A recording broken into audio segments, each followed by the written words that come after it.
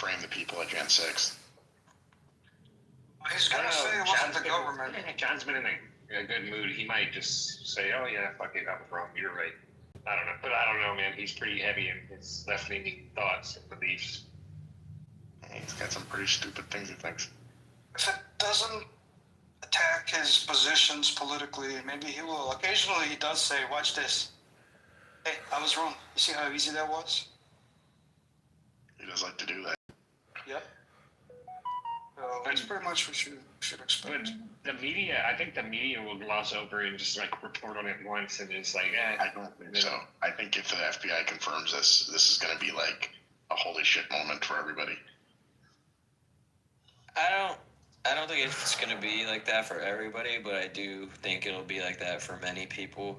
And I see it similar to like some sort of like Waco kind of weird moment, John Seth. Where it's like gross misconduct and abuse of power or whatever. And then I think, just like how Mohan, I think Huddle were telling you earlier, I think they're just going to be like, well, they need to do this to stop fascism. And it's just going to be dismissed. It's kind of in a similar category where government had done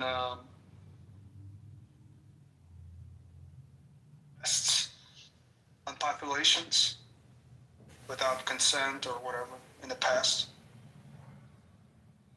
It's not like down here. It's like in the same category, if you will. It just takes a long time to unveil it, and you still have victims many decades later. They may get restitution, they may not.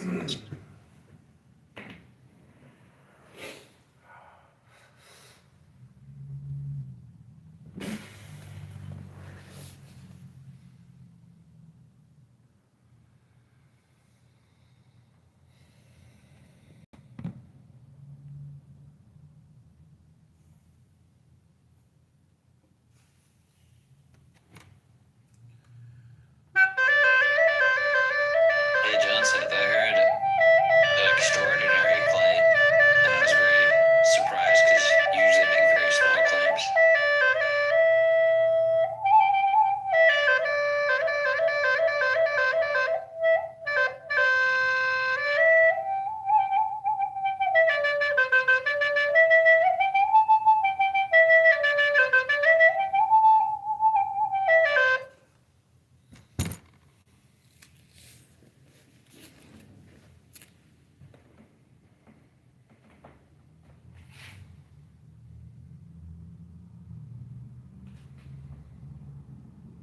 John Seth.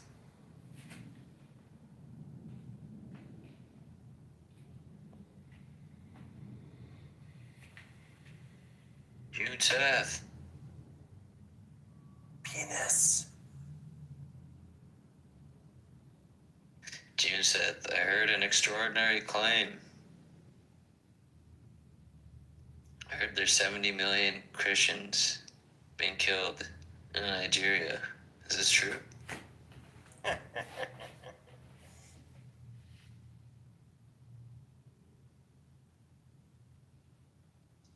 Tucker Carlson says it's a lie.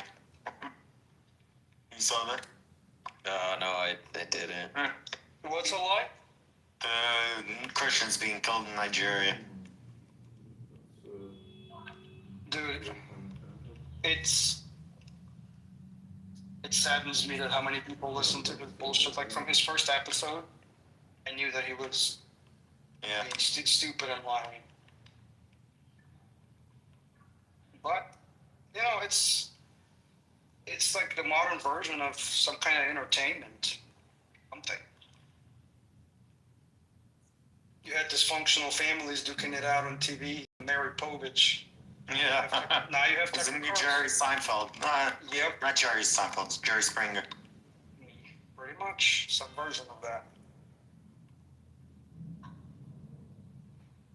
Except instead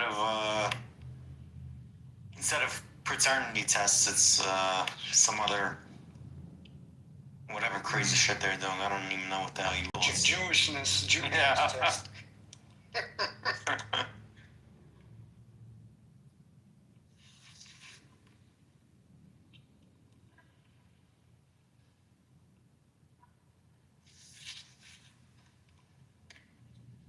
Jackalites love it though. It's very easy to tell who believe the shit.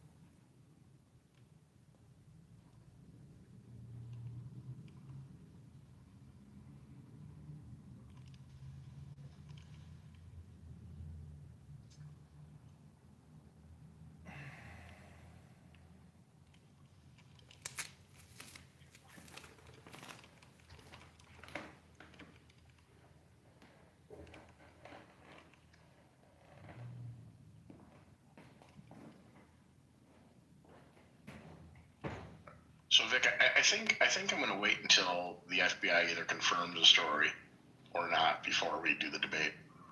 Awesome. What were you doing for a while? You just completely ignored me, and I was sick. I was gone. I got a call. Okay. I think that's smart. I had attachment issues now because of that, John says. You've damaged me. I was trying to make a joke about how you made extraordinary claims. Well, I would say I'm 80% and 80-20 on the story. Like I'm 80% believing that they've got it right and 20% believing that this is a witch hunt.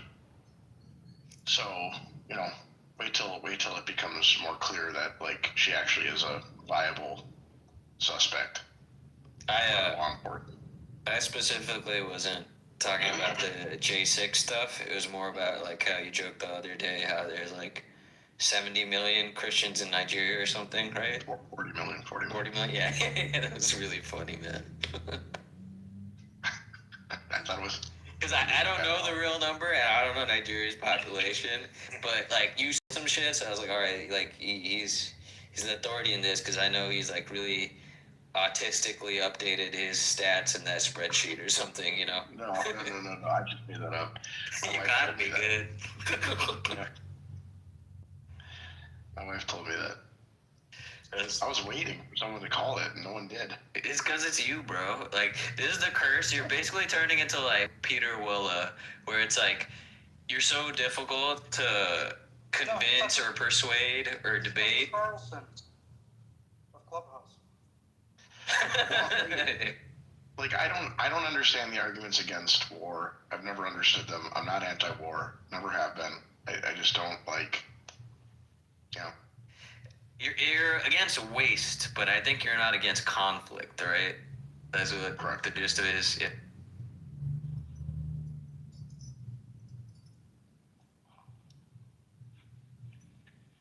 But that claim was really funny because it showed how much like we don't know the populations or the sizes or the demographic makeup, like nothing. Like we know shit about fuck. I think it's some kind of gaslighting that has overcome people who think they're anti-war or something like that. Yeah, we talked about it, Andrew, where it's like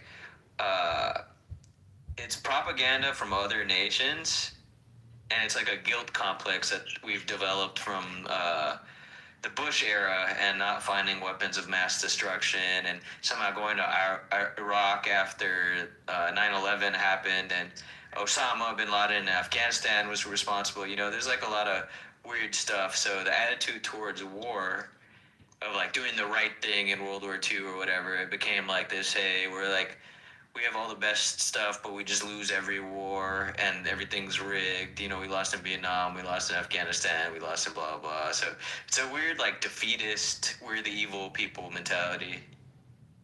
Yeah.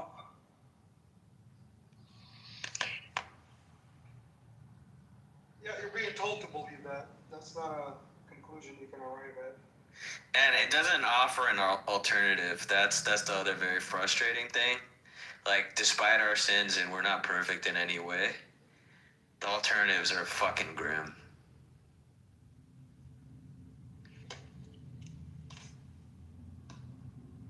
Like, what other superpowers can really shape the world's culture and trade and, you know, all these things, like the U.S., despite all its flaws and faults?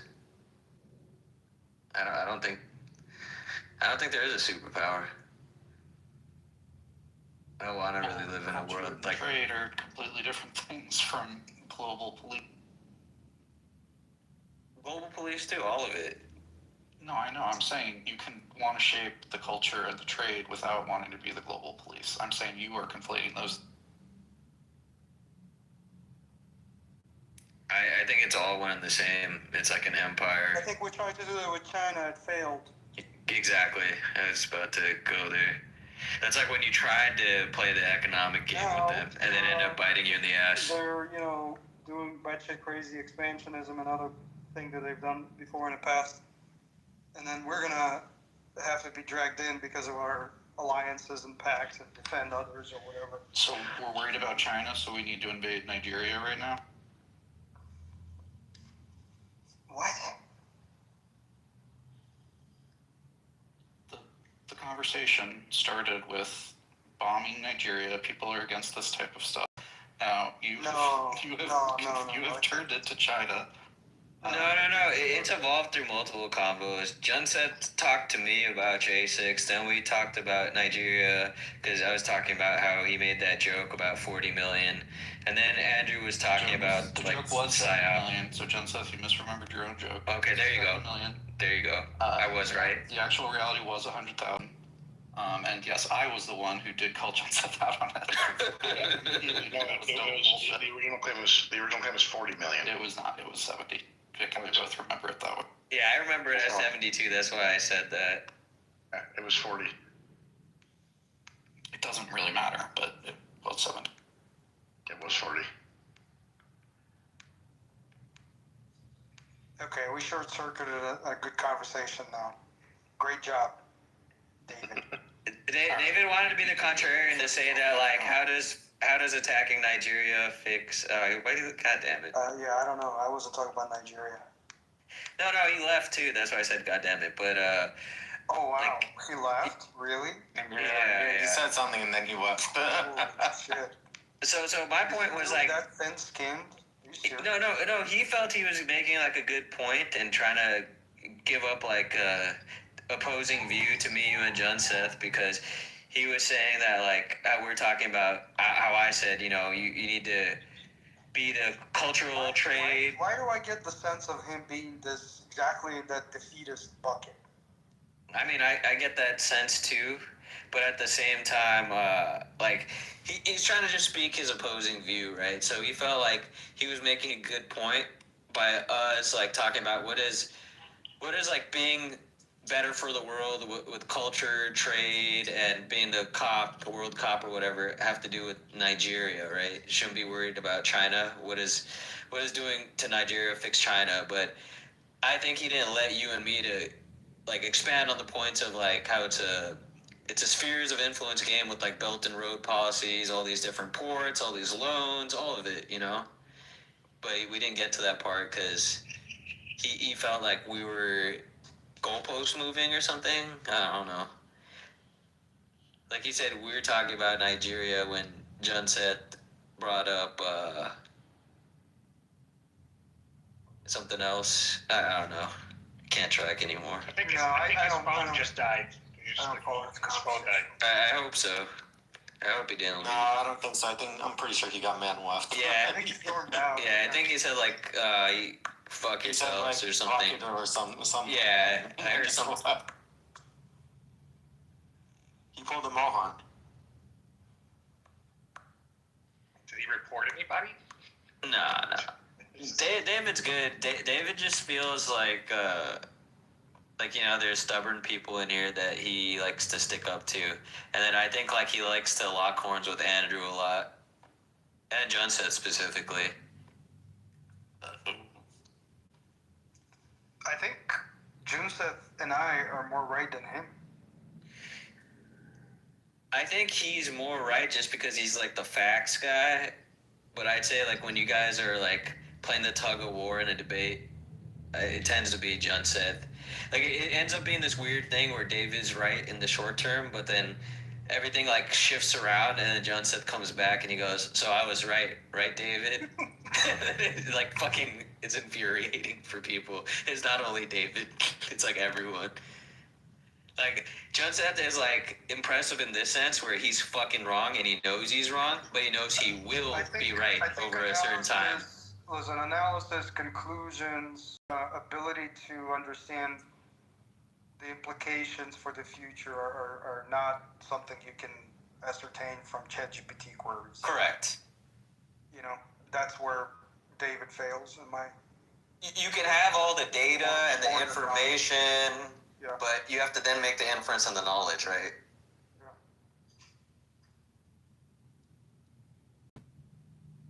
But either way, I don't think like you or him or me said anything to like piss off David to leave. Like that was. I don't think so either, but the fact that he did is like, to me, it's like, really? You that skinned? Or were you PMSing today? I think he thinks we're stubborn and it's like an echo chamber, like John says. But that's why I was trying to get at least like him to articulate his stuff better instead of being like, "Oh yeah, what about Nigeria?" You know, he could have been better too.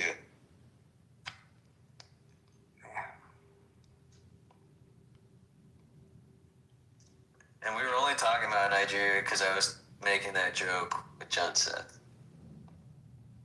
What's funny to me is their response. They're like, "Oh no! Could we please have a sit down?" Nigeria said that? I didn't even know this. Yeah, I mean, this will go over most people's heads, but if you look into what that means in that region culturally, like that's a big deal.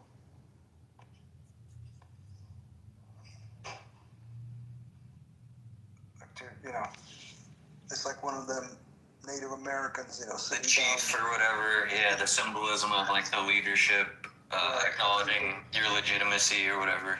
Pipe and all that. Yeah, it's kind of that way. Like they're serious. Like, hey, we don't want we don't want to bicker. We're gonna solve this. Let's sit down.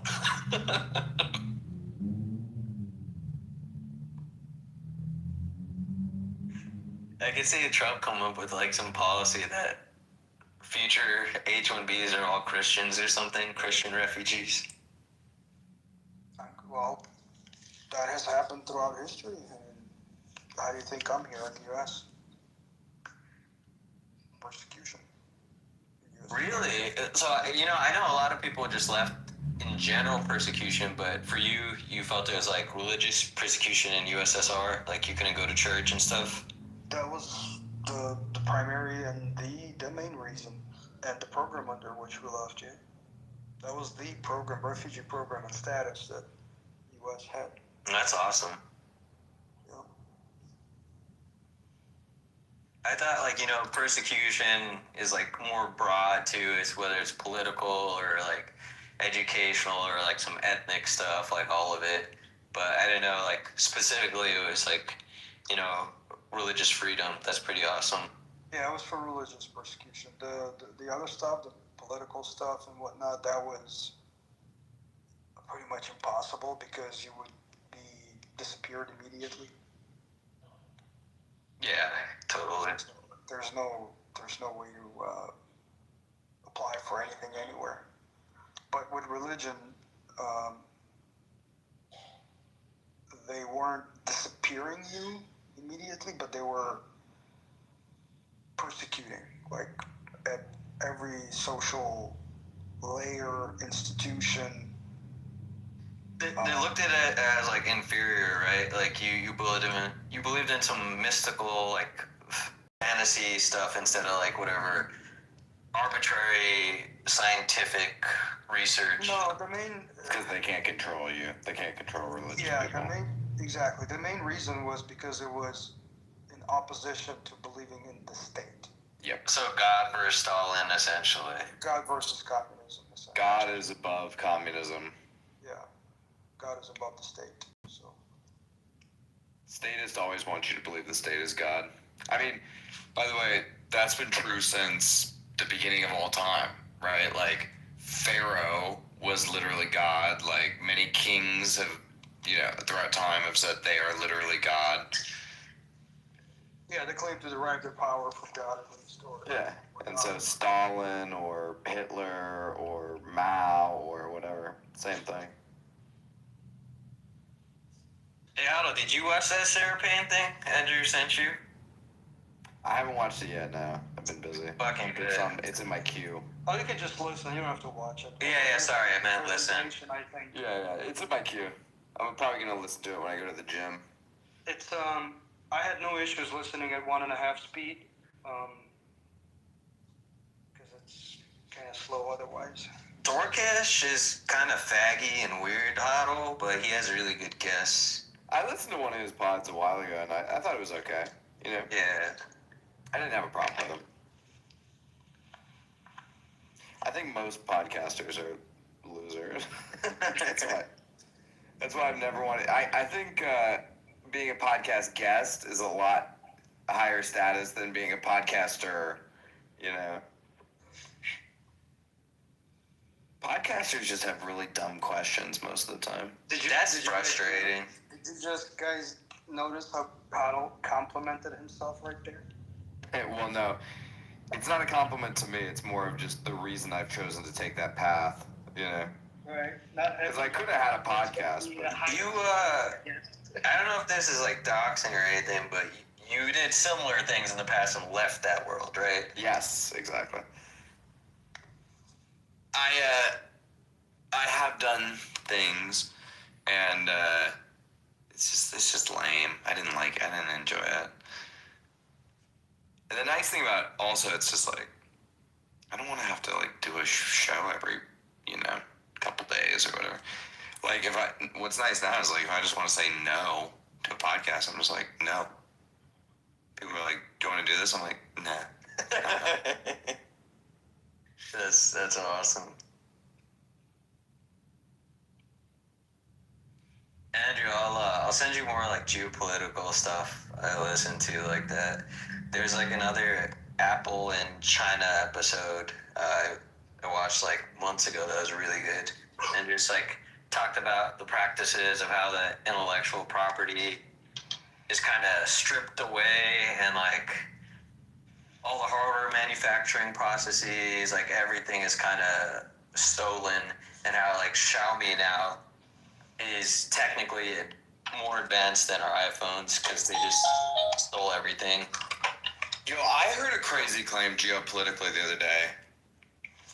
This woman had done she'd done her own census on China without taking the CCP's official numbers. And she thinks there's only 600 million people in China. Dude, that'd be fucking nuts if they just inflated that number. I have heard of them overestimating their numbers. Dude, she says the numbers are. She says they're definitely overestimated. She thinks it's half as many as they claim. What's the reason, or what does she suspect? The motive? Did she say anything? She didn't say about that, but it was just I guess it's just to make themselves seem larger and scarier, I gotta imagine it has something to do with maybe India and Russia having large populations too? Like, I don't know. India's not that large. I mean, Russia's not that large. Russia's 160. India, I think, actually does have a billion people. I fucking believe that. Because every time you see a video, they got fucking people coming out of the woodwork. It's That thing makes sense given the one-child policy. Like, it's wild. Yeah. Have you seen the Indian motorcycle? How many people they Yeah, bro. American minivan family will ride on an Indian fucking scooter. Hollywood movies don't use CGI for crowds. They just like use 10,000 Indians. They just So walk it's like, into the street. Yeah. if they just like pass out naan bread, 10,000 people will show up to the shoot. You know. Pretty much, bro. Have every fucking beggar in the city show up. Exactly. So like they just use real crowds.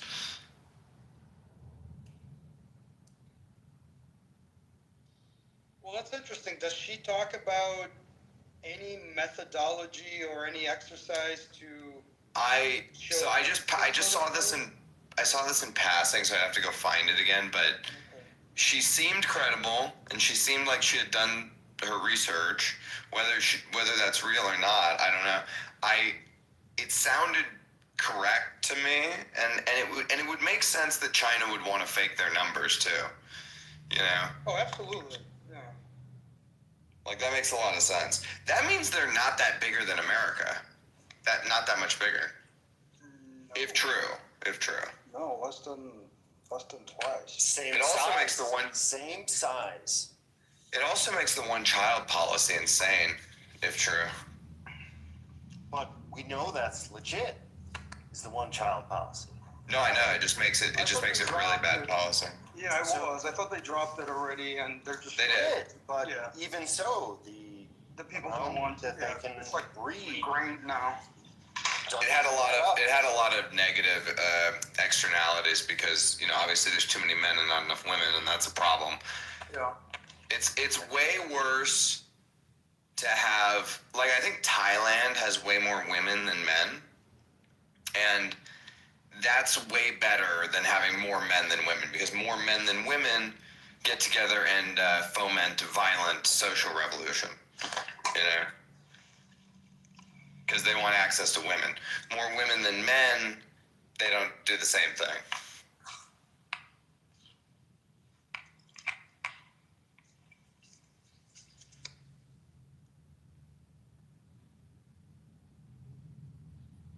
Yeah, I didn't realize that Russia actually had a very small population. Yeah. Now that you said it, I was just thinking about the population sizes nearby. It's because there's such a large landmass that you would assume, right? But there's actually not that many white people in the world. There's like 300 million white people or something. It didn't help that they genocided a lot of the USSR countries, like whether Ukraine in like the first industrialization or their own people like going into the front lines, all of it, even the ongoing war, like they really don't give a fuck about the population.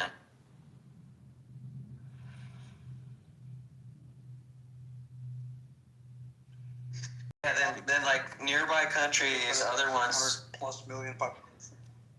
Russia does? No, China, I think. Russia's definitely only in the 100 million category. So technically, other neighboring populations that are large are still like Pakistan, probably Bangladesh. I don't know, Japan or Korea. Yeah, Russia has to be small because it's all white people on Earth can't be more than 500, 600 million. Well, yeah, the Federation consists of a lot of ethnically not white people that have been culturally wiped out in terms of their identity, languages, and all that. Mm-hmm. Suppressed, men are plucked out first to go die, blah, blah, blah. Russia's mainly white, though, isn't it? Mainly, but there's also Kazakhstan, Tajikistan.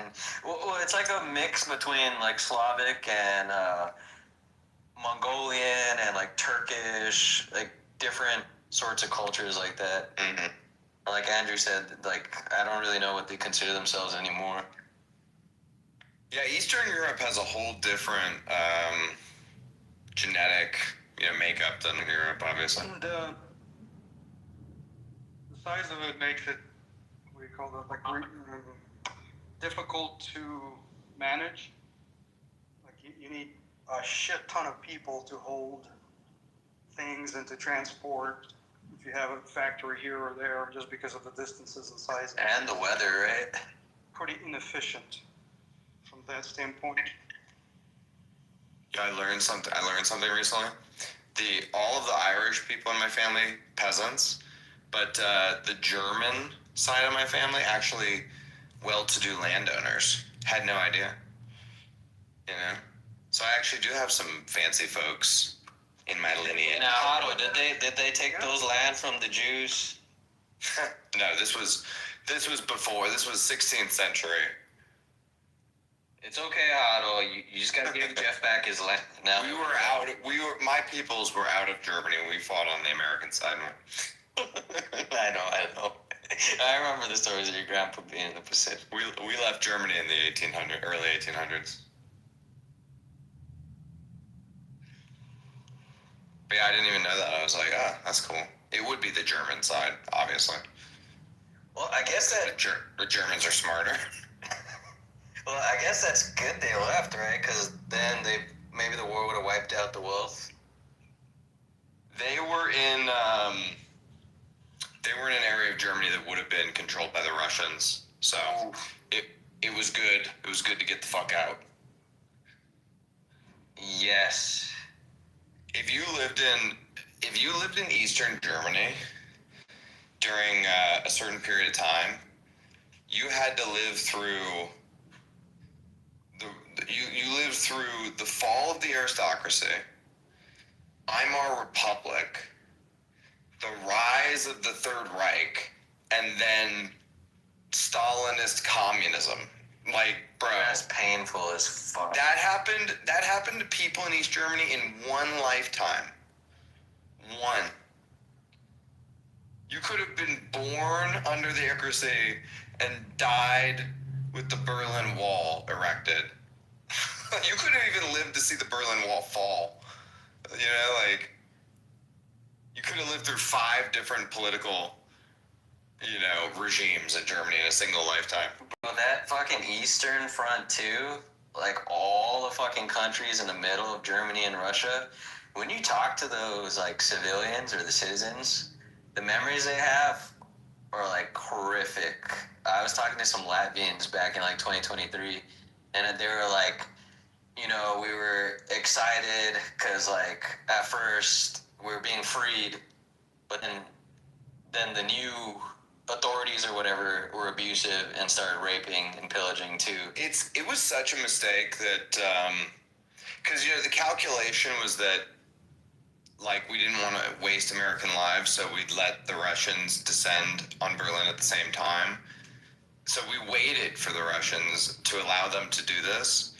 But like I think if we would have gone in without the Russians, that Hitler would have surrendered to us. He just didn't want to surrender to the Russians.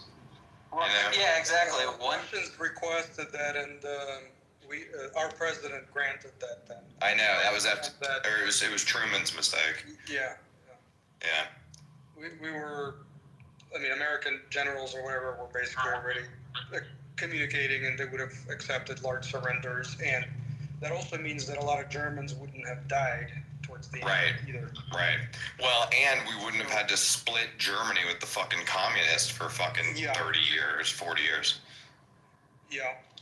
Completely different outcome. Just the split, allowing the communists to have half of Berlin was like the fucking dumbest thing ever. Is that a feature or a bug? Because I feel like, as someone who, existed post the Berlin Wall falling, that A/B test has really shut up a lot of communists. Well, that's true. Well, but North and South Korea is kind of the better A/B test. No, it's not, because white people needed to happen to white people for it to be real. Also, you could have put Hitler on trial at Nuremberg had he surrendered to the Allies. Yeah, or caught him in in Mexico where he spent the rest of his life. Argentina, you mean? Yeah. So those middle countries though, in between Russia and Germany, like Poland, fucking Czechoslovakia, all those countries, they got it so No, bad. and just, I know. just so that you're clear on that conspiracy theory, no one had bigger beef with Hitler than Russians, and they did their own testing conclusions. Yeah, I don't actually believe it. I just think it's funny to say. You don't believe Well- that they did that and they concluded? No, he's just saying he doesn't. He just thinks it's funny. A funny thing. Oh, Um, I see. Okay, never mind. Yeah, I do not believe that Hitler escaped to Argentina and spent the rest of his life there. It's just funny to say. Hitler had double-crossed Stalin. He betrayed Stalin. You know, and Stalin was shocked by Hitler. What was the He was shocked agreement by again? Hitler's betrayal. It was like the Warsaw. No, it wasn't the Warsaw Pact. I forgot what they split it. Molotov. The agreement was Yeah. basically just that Hitler. Yeah, it basically was just that Hitler was not going to invade Russia. Like that was the big agreement. Oh, for And- Russia and Germany, yeah. Yeah, Yeah. exactly. So we're talking about how Hitler and Stalin put their differences aside to basically conquer all the neighbors in between. Stalin. Why did he go after Russia? I don't. I've So- never actually understood why that made sense. Russia, He always- Russia was preparing to invade anyway. By all accounts, Stalin was shell-shocked that Hitler had betrayed him. And the reason Hitler betrayed him is because he always planned to betray him. It's because He wanted communism Russia. and the National Socialism, whatever, were enemies at that time philosophically. Oh, it's like a Shia Sunni thing where they're exactly the same, but they Well, hate each they other were- a lot. They saw there was- the Nazis as fascists, so they saw it as like. I know. I'm saying communism and fascism is literally the same thing. They are no different than Shias and Sunnis pretending they're different. The shooting of the Romanovs and the Holodomor and Bolshevism in general was seen as something that was a great evil that needed to be rectified. And Hitler and the Nazi regime thought they were the ones to do it, and so that's why. Basically, when they asked Hitler why he decided to betray Stalin, he basically said, "I looked in his eyes and he don't got the juice." You know, like that was his calculation, was like, this motherfucker don't got it like that. I'm fucking Hitler, you know? It's obviously an insane way to think. And I think also Hitler thought that he could take on another superpower in Russia. Like he could take on all of Europe and win. And I think probably that was true. But he did not count. He really, really, truly, deep in his heart, thought the Americans would not enter the war. You know, like he just didn't count on us entering at all, because it's hard for us to contextualize this because we are the empire now. But the way Europe viewed us back when Britain was the empire was as sort of nouveau riche playboys who didn't care about anything except getting drunk and partying. Yep. That was the way we were viewed. Well, they also no one in the world understood our manufacturing ability. Yeah. Like, they were off by orders of magnitude. Yeah. Well, I think Japan Well, it was understood. also something relatively new. Industrialization. Yeah. Like it was. In World War I, Germans sent saboteurs to the United States. Like Yeah. who in their right mind would send saboteurs today to a great superpower? What that tells you is that we were nothing. Well, they're called Mhm. professors. We weren't China considering the sends a ton United of them. States as anything. Well, we also, our shit was inferior to the German shit. The Germans lot. are better at But it's the not Germans are better at engineering than us, than they always have been. Which is why a and war so- with China would fuck us. Is they just have Well- more tonnage. So the Germans thought that like they were just so superior in their tech that they could destroy us, but like we just overpowered them because and we were expending. We had the triple threat of British intelligence, Russian lives, and American manufacturing. And when you have that, there's no way you can lose the war. I was just about to say, Hado, like, they didn't see it, but a lot of these deals were made in place before we even officially got into the war with FDR's Lend-Lease, right? We were basically footing the bill for the Russians and the British.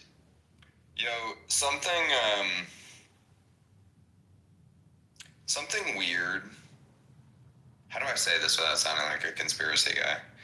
I'm just gonna say it. Most of the Enigma intercepts have been declassified now, and the Germans spend zero time talking about the Holocaust at all. Stop noticing. And they don't know that we're listening. So it's a little, don't you think it's a little weird that they never mention it? I'm not saying the Holocaust didn't happen or something. I'm just saying, like, why is it not in any of the intercepts? Well, because you don't need to talk about it when you're sending messages to submarines. What's the point? Well, no, we didn't just crack the submarine codes. We cracked their everything. You know, we had the entire German communique, all of it. No, they had a different program or something away from military.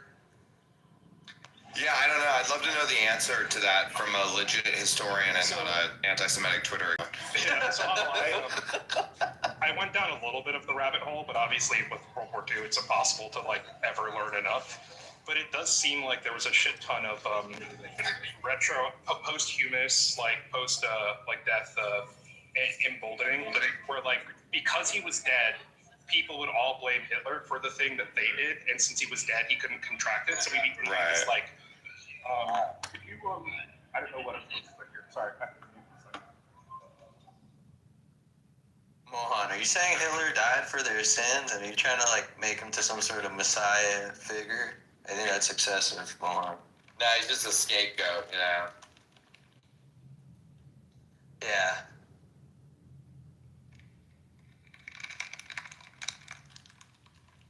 So I'm not saying that he wasn't a bad dude. What I'm saying is he was like, that there's this like totalitarian uber mind was like in control of everything position that we have that I think is a historical application of all of the people who lived during Nuremberg trying to push off all of the things that they did as something that they were commanded to do by him. And so we get this perspective of him like being this like 13-dimension galaxy brain when really he was just like a bureaucrat, and like 80% of the things that are attributed to him were just the middle managers sort of running with the ball and then trying to lie to save their own ass. That makes sense.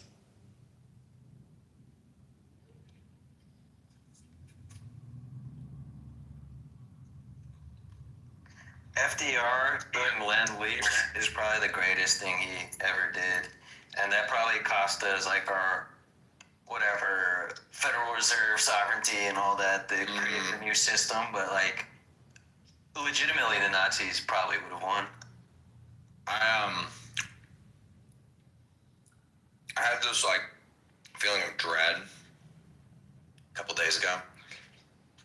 Just realizing that the technological buildup that preceded World War II is already happened for World War III, and that World War III will be some type of surveillance drone warfare, you know, but we just don't know how it's going to shake out. But like the tech is already here now for the next war, and all you need is something to light the political powder keg. So I think World War III, so the thing about a global war is it has to be a framework for war that's so new that no one's actually prepared against it, right? Like it has to be so unconventional. And I think that World War III is going to be a total global concurrent democide, where it's every country attacking and demociding its own people all at the same time. And I think that the COVID mass hysteria, in hindsight, will be equivalent to a world war in terms of the number of people dead. But I think that like the next war can't be two countries going conventionally to war with each other, but it can be agitating each country into killing 10% of their own population. I think we're kind of already seeing that. I was about to say, I'm going to be the John set of this convo, and we're already in World War III. Right. And basically the war has evolved now where there's just PvP zones, and the conflicts heat up in those certain zones. In certain areas, it'll never heat up, and there'll just be global conflict like this. Dude, but it's pretty crazy what's happening right now with all these robots. Like, imagine when you can move atoms in death space entirely autonomously just with manufacturing. Like, I don't think us can really understand what, like, the infinite production of quadcopters with guns and quadrupedic, robots with sniper rifles and dogs and, like, that type of war front.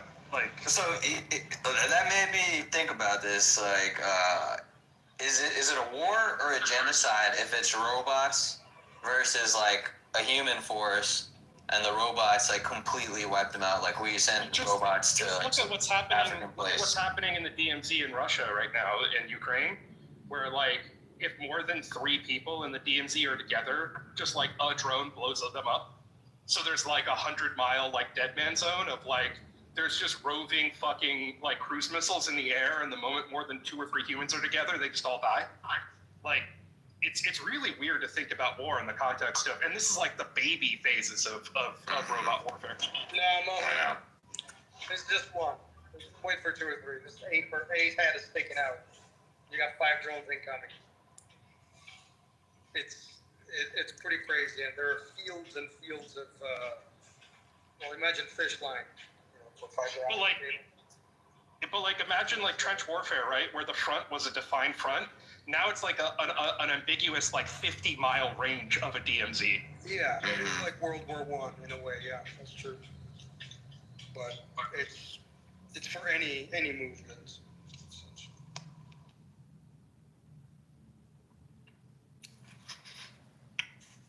Dude, the more technology becomes scary, the more I realize how insane of a godsend the Atlantic and Pacific Ocean is for America, and we literally just have to keep people out of our country, and we're fine.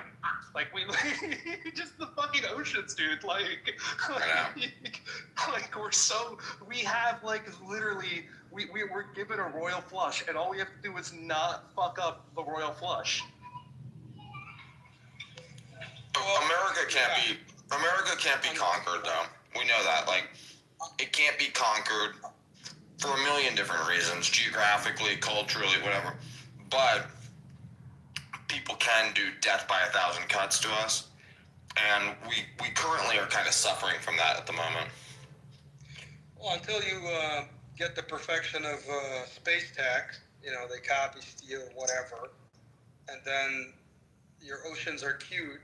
Of course, this is far in the future, but and we could do this too. You send up a vehicle, and you wait 30 minutes, and you come down in any spot on Earth. Well, Andrew, to this point of the next war, right? If you want to talk about current manufacturing in the context of war, like I think it's like what 90% or 95% of total tonnage sent into space is America right now, and it doesn't look like that's going to change in the near future. So if you think that the next war will be like autonomous drones, globally connected via like space satellites, like America's completely like we're 95% of space. Yeah. We own the array too, But how difficult is it actually to take out? So like, because the satellites become their own, like, debris field for everything else. Like, I don't know. No, like how difficult. I was making a different point about that. Like the oceans are here right now, but where we had it is tech that makes them irrelevant, because you'll be able to go up into orbit and come down anywhere on Earth. Like the other thing is irrelevant. It's a 40-minute. The other thing, David, is that satellites don't last in space forever. They're there until their orbits decay. The average SpaceX satellite, I think, decays in like 3 to 5 years, and that's like full operation. So even if you were to do some sort of cascade failure, their entire expected life is supposed to be 3 to 5 years. And our ability to put this... malfunction. If they don't malfunction, they're longer. No, I believe that's their total lifespan is 5 years. Is because they have to do all of these micro adjustments, and the amount of fuel that they have is only like 3 to 5 years of fuel. Yeah, maybe the very first. Maybe the very first generation. I'll look it up right now. Go ahead, Grace. Like China and Russia are doing Russia's doing the low Earth orbit type of trying to disrupt our satellites, and China's doing the optical encryption and being able to try to destroy ours also by hacking them. But what we don't know and will not be public knowledge is what America's doing in combat to that. So there's like, you'll hear people talk about the fear of China and Russia, what they're doing, but America's doing stuff, they just don't publicize it. But there's definitely, for war, satellites are... So, Andrew, I just double checked. The approximate lifetime of every SpaceX satellite is 5 years. And then after 5 years, they get a decaying orbit and they fall into the Pacific. So I think it's like, there's like 10 SpaceX satellites every day that fall into the Pacific Ocean. Like, because they've end of life. Before they actually fall. They have to make them in such a way, otherwise we'd have so much debris. Well, so and then because of the SpaceX, they're increasing their launches. The vast majority of them have been launched in the past couple of years. And so what I'm saying is that if like 5 years from now, China were to blow up all of our SpaceX array, it would be like a year or two, and we would have completely rebuilt the SpaceX array because the amount of mass that we're putting to space is growing exponentially, and these things are only supposed to last for 5 years anyway. So it's my question was, what does the debris field do from all of that stuff going up there? Because these Andrew, sorry, not satellites Andrew, are intentionally going down into the, They're meant to be burned. They're meant to be burned when they enter. So if you blow them up, like, their decay would accelerate it, wouldn't? So like, you would have a problem, but I'm saying in a couple of years, the vast majority of it would fall back to Earth. You can't mess with them when they're in orbit because you don't want them to accidentally crash into something else. So, but there's standards and procedures when they build, like they have to be destroyed. Like what they're built of, when they're entering the atmosphere, they burn. Also, David, I wonder if at what point in time will the nuclear triad consider our space arrays a component of America, such that it would be a part of the mutually assured destruction response?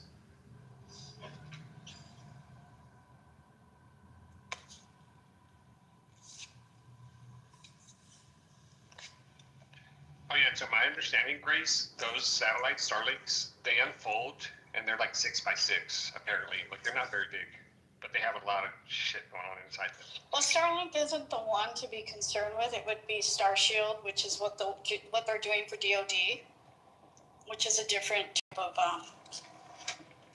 they're under different specs for that. But in the DOW. Oh, that's right, huh? No, you're right. They've been renamed. To be hyper pedantic, both are correct because they didn't. Congress hasn't changed the name yet, so it's like an alias that the president gave it.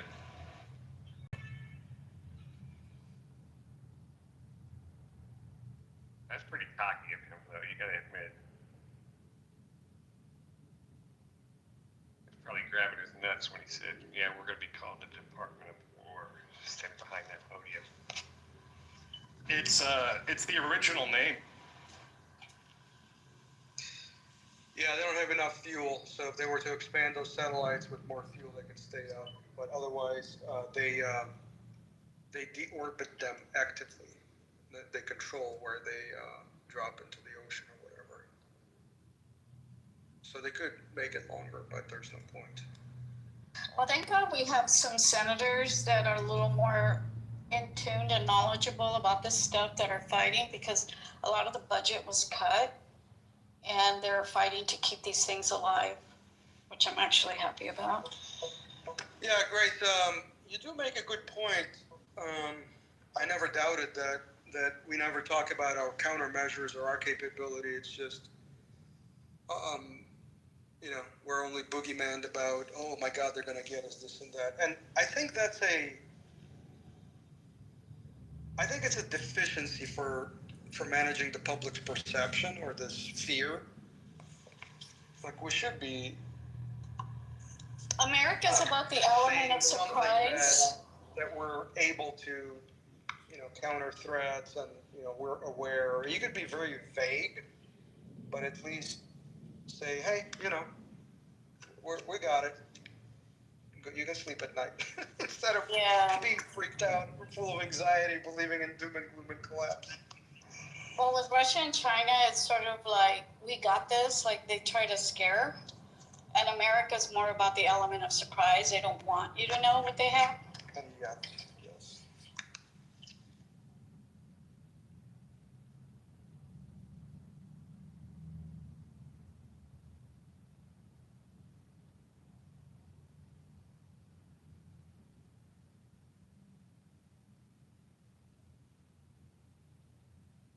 The wars, though, that we will have are going to be asymmetrical. They may not start off too much like what we've seen in Ukraine. It'll be more infrastructures, hacking, that type of thing. Well, that's ongoing in the EU right now by Russia. So we have a great example to study and to see how to respond to that. And Europeans are, I don't know, they're doing I guess as good of a job. I mean, you can always do better, but they're not completely just being shellacked. You know, they're fighting that battle of that type of war.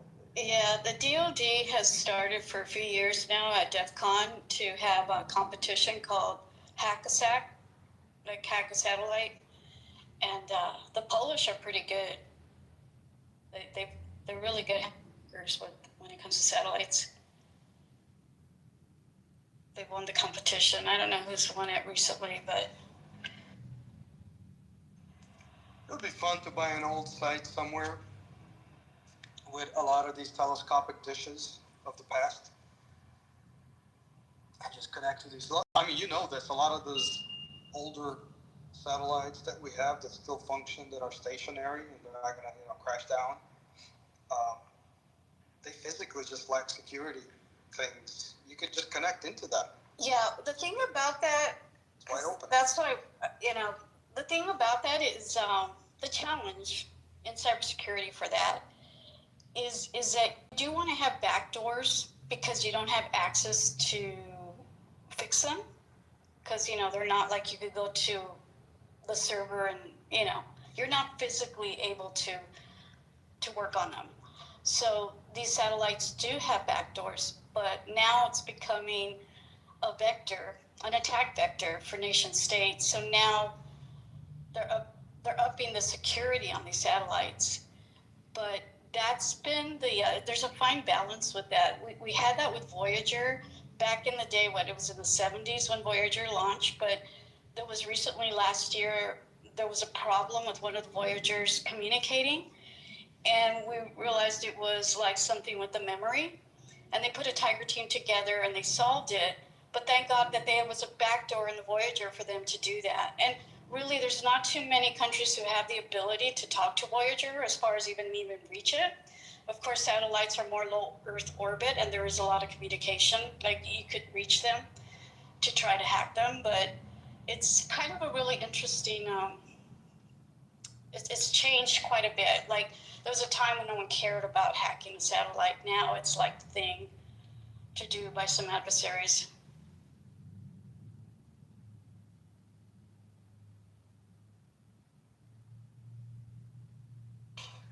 Yeah, I was just saying, like, I remember, like, when, like, blowing up a satellite was, like, a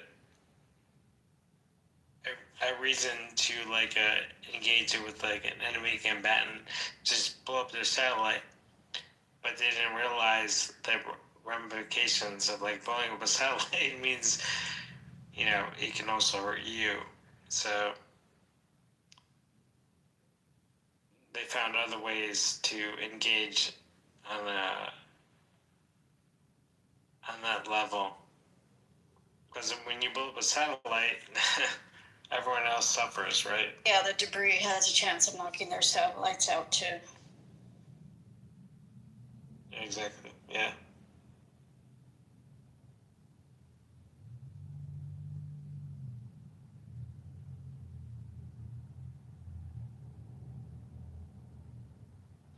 What's going on, people?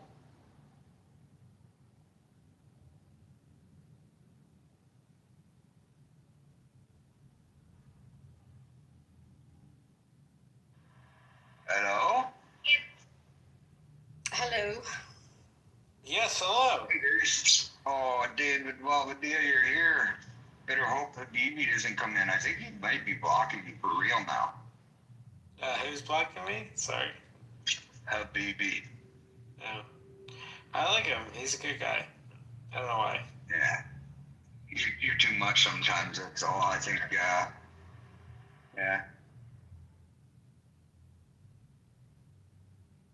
But I think you knew that already, right, David?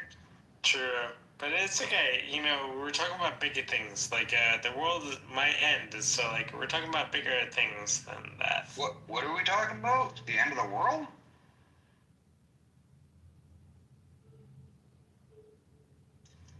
What's a bigger thing than John Fakuri and the way he feels about you? What is a bigger thing?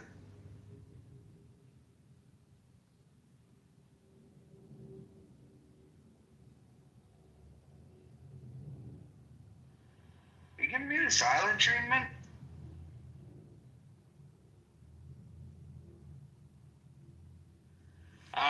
Not me. I'm just, you know, everyone else has a lot of things going on. A lot of opinions. I'm just listening. Opinions on what? I want to hear them. Well, you have to, with all due respect to Dave, you have to ask them. All right, Silva, I got a question for you. You been paying attention to the January 6th pipe bomber? Yeah. Can you believe the federal government conspired against your parents? Do I believe it? Wait, who are your parents? My parents never went in the Capitol, Dave. They listened to me. Good. They never had any issues. They never got questioned by the feds or anything. And I told them, shut your mouth, don't say it. No.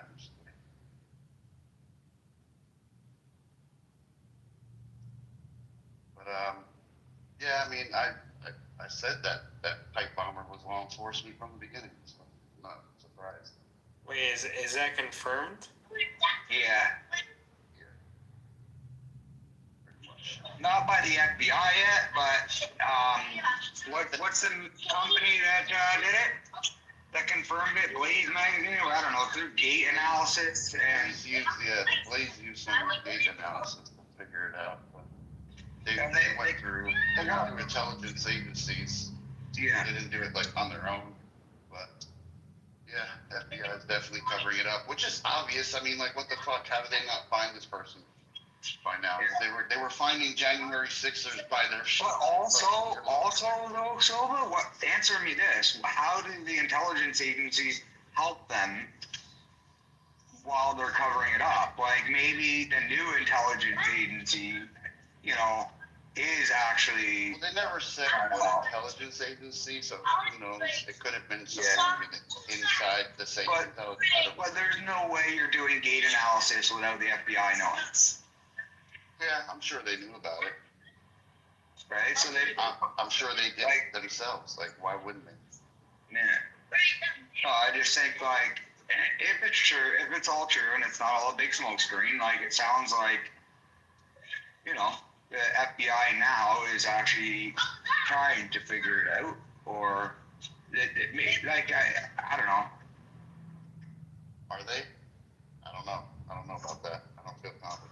Probably prove it if they can, but they have to be careful because I'm sure that even they are not above reproach from some of the crooked people that actually are trying to run the country. I mean, she currently works for the CIA. Yeah. Capacity, so like, I'm sure she's. I mean, when people were staking her house out to question her, the FBI showed up. So it's kind of obvious they're protecting her.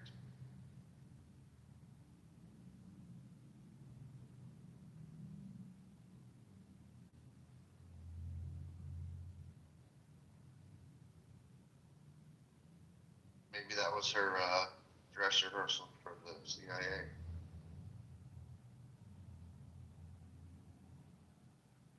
I'm sure they moved her for a reason.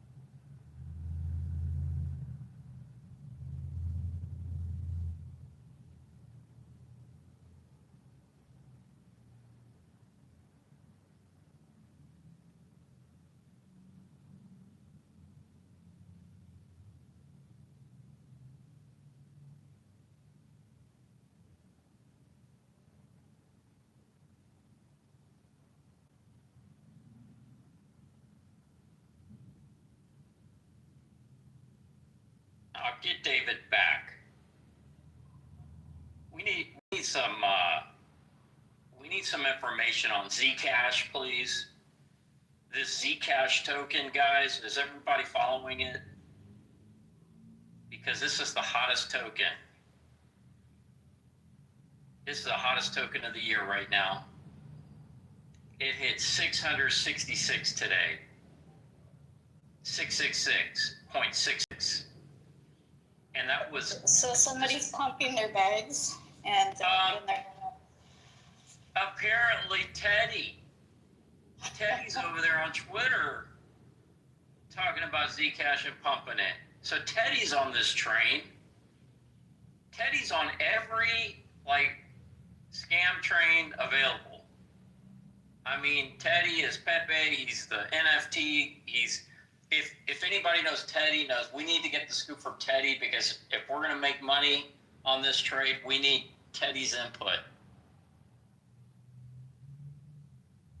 No, thank you. Grace, this is money-making opportunities, okay? Listen, this Zcash is not just another fly-by-night, one of the 20,000 tokens. This is real, okay? This is Stanford PhD in MIT, okay? Massachusetts Institute of Tech. These are MIT, Stanford, all brains, all developers, geniuses behind this token, and they've done something. You know, they've created something over there, and it's taking off, and we need to find out what's going on.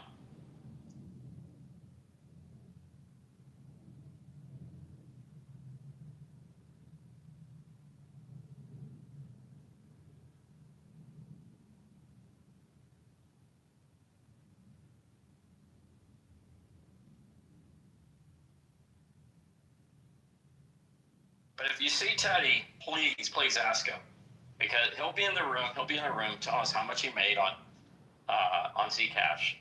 He'll be here tonight, I'm sure.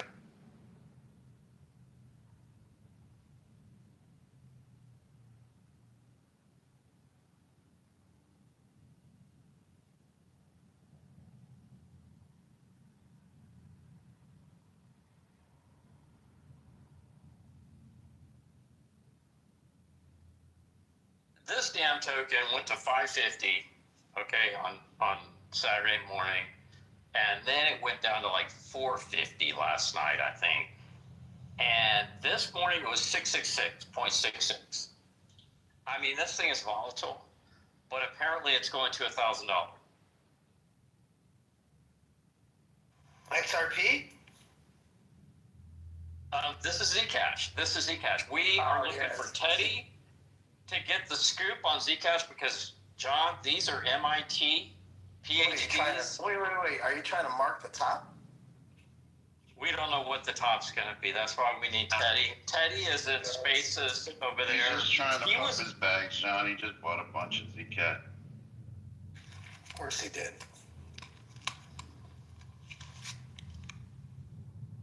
And, John, these are MIT, Stanford PhDs that are behind this token. This is not... How many times are you going to repeat that, Casey? Well, John has to hear it, okay? John just got here. No, I asked about Zcash last night or 2 days ago because I saw it pumping and what's causing this retarded shit to pump? And it's basically a bunch of fucking pumpers that KC is pumping that are pumping it. Which, if you say it like that, it sounds kind of gay. These are MIT, Stanford. That means it's good, right, Casey? They've got the brains behind it. You know, this is not like a Jeb McCaleb, okay, token, okay? This is real brain power. Oh, okay. So how much did you get? Well, we haven't bought. If it's going to 1,000, we may want to think about it, but we need Teddy to give us a scoop.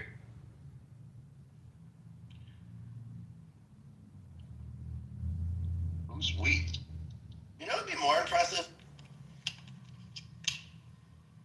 You know what would be more impressive?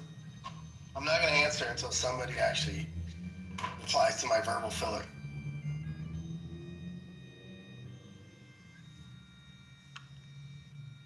Do you know what would be more impressive? What? What would be more impressive? If Teddy somehow skipped one scam. Just one time. He's like, oh yeah, I missed that one. He's on them all. I mean, what was it? Pepe Frogs. He and Jason Williams. Man, they made a fort.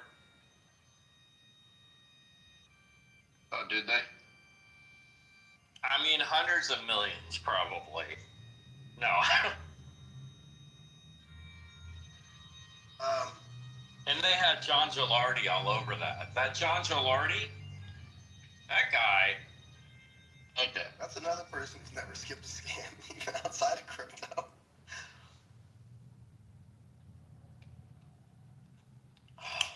How did someone as honest as me find this space?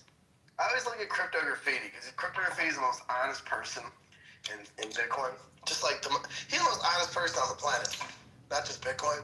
I'm like, how the fuck did we end up here? Damn, that hurts, John. I appreciate it, but literally crypto gets offered the most ridiculous amount of money to fucking do NFT scams. And he's like, no, I'm good. I don't need that 100 million. That's integrity. Just like, how did I end up here?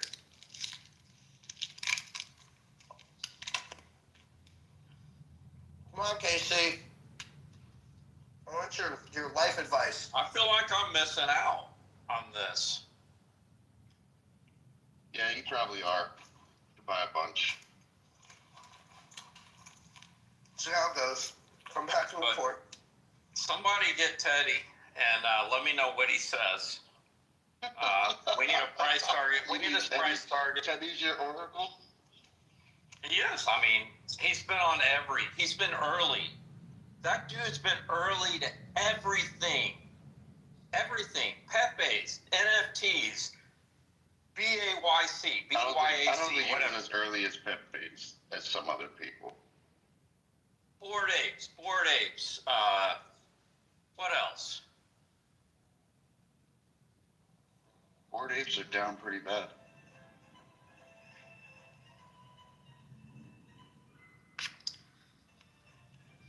He was early to running rabbits or whatever. He was early to MicroStrategy. Whatever else he got Carol into.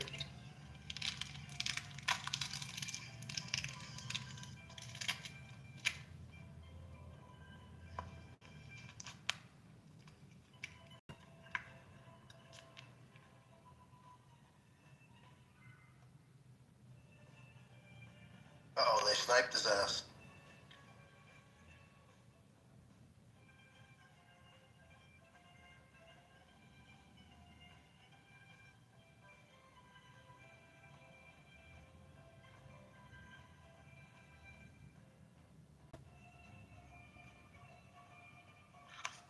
Dude, I saw like 3 episodes on the plane the other day. Larry David's the funniest motherfucker ever.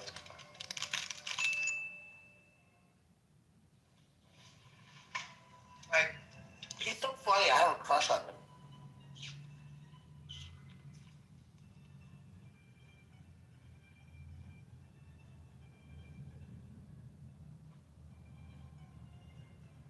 Oh. Jody, so how do you feel about Larry David? We fuck with Larry?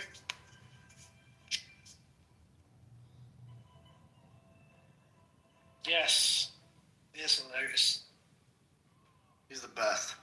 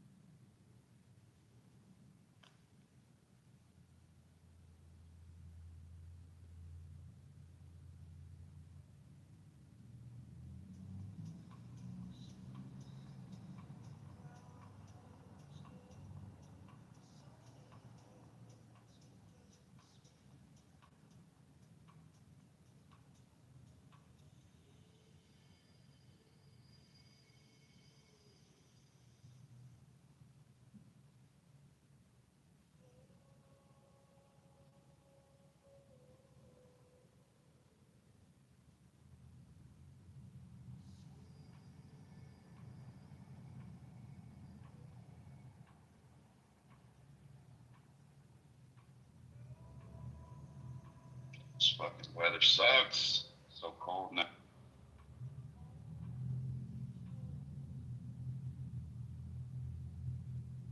Not today. I'm on 70.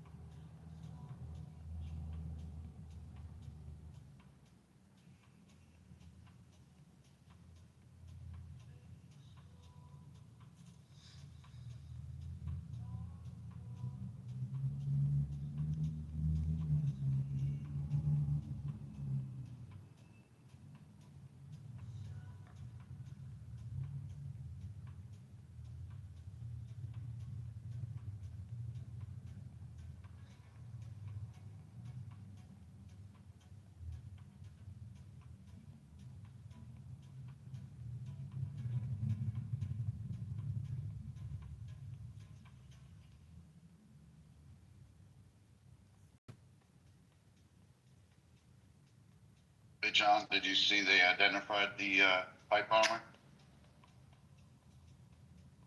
No, never. Haven't heard about it at all from any of the people that love to talk about Trump stuff. No, I was too busy reading. I was too busy reading about Trump's latest shitcoin. Oh yeah, I didn't even know you had another one. What's the new one? There's 6 of them. No. 6? Nope. What I heard that Trump. I heard what actually happened was that Trump was building it in the White House because he's a fucking brilliant scientist, chemist, fucked up probably. physicist, and then Barron basically took it to school, sold it, and then fucking it showed up on jail. You know what I'm saying? Like, this was all Trump's doing. That's what I heard.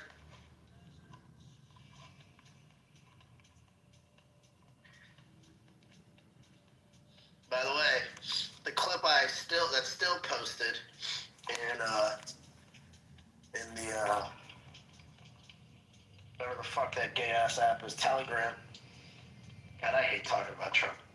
Especially since he sucked so bad this term so far. It's like, well, I wasn't trying to bait you into talking about Trump. No, I know. I'm being funny for the people that were here earlier because I lit Trey up for it because I just didn't want to do it. What did Trey do? Bro, I saw the sensor and he's backpedaling that 2K. I was so tired. I was on an airplane and I'm back in the cold section of Miami. And I was like, I don't want to do this. Fuck out of here. Stop making me your answering for all the woke weirdos on the planet. Fuck all of them.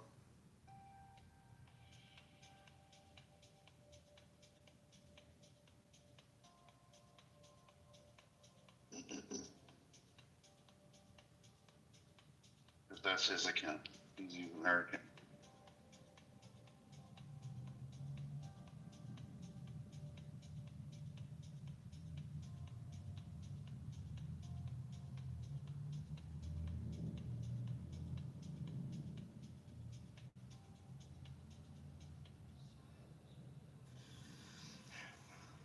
Do you guys see that girl down there on the bottom right?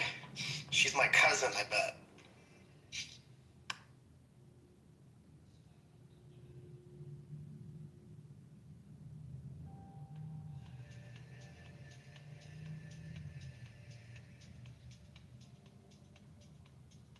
How much you betting?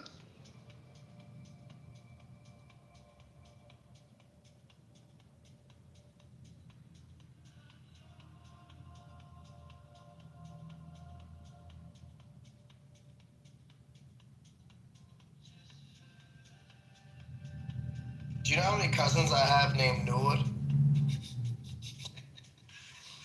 I have more cousins named Noor than you guys have cousins named Jim, John, Tommy, Billy, Lindsay combined.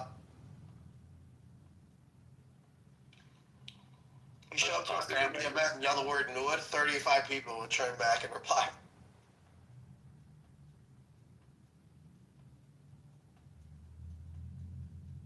that like Maria for Spanish people? Maybe.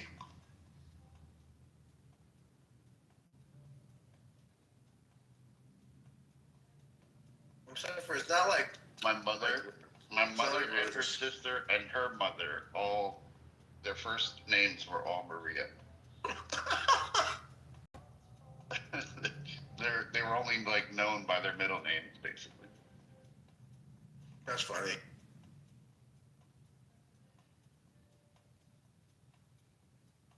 But yeah, you were like the fifth person today. It was like John, and then I forgot after John, and then it was Trey, and then someone else made the joke. Now it's you.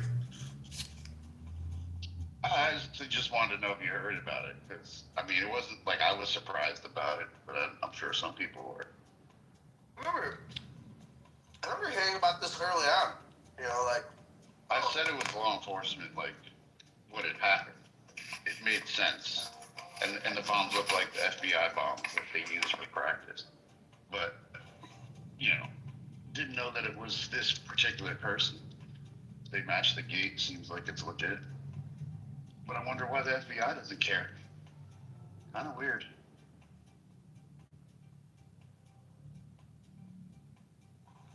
probably was a chumper.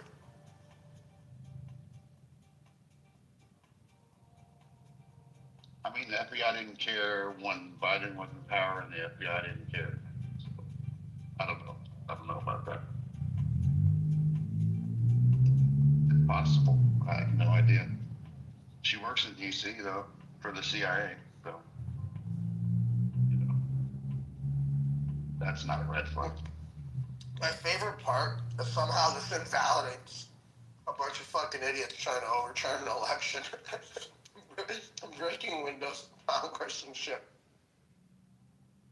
No, I don't think it invalidates that. I know think that it's just more obvious that there was more to it than just a bunch of idiots thinking they can stop the election. I mean, I said this for 3 years now. What up, Vic? Silva's the latest one to ask me about the pipe bomb.